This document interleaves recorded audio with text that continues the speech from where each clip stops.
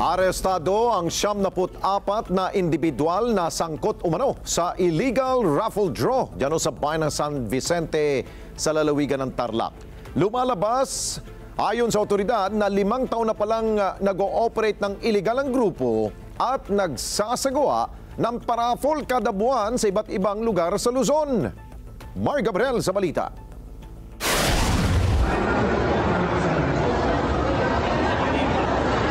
Inabutan pa ng otoridad habang nagsasagawa ng online at offline raffle draw ang nasa 1,000 individual sa loob ng isang event center sa San Vicente, Tarlac noong linggo. Ikinasa ng PNP Anti-Cybercrime Group, Tarlac Police at PAGCOR ang operasyon kasunod ng natanggap nilang impormasyon mula sa local government unit. Nung kami ay nagsagawa ng verification sa local government units, sa SEC, sa BIR, PAGCOR, DTI, wala po lahat silang any documents that could prove na legit yung ginagawa nila. So there was indeed a violation of law. Agad na inaresto ng mga pulis ang 74 na individual, kabilang ang 3 financier at operators, 18 admin staff, 43 head distributors, 19 na distributors at 11 mga ahente.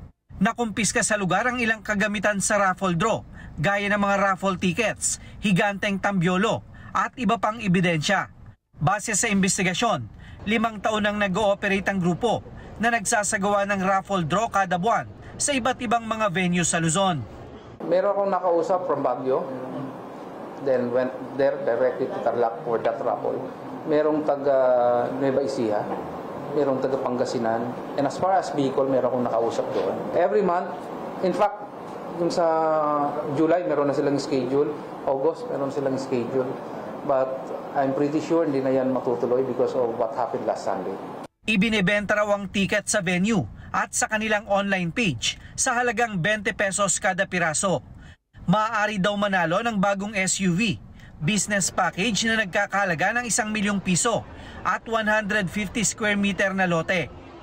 As alleged, wala talagang legitimate winners na na-identify tayo.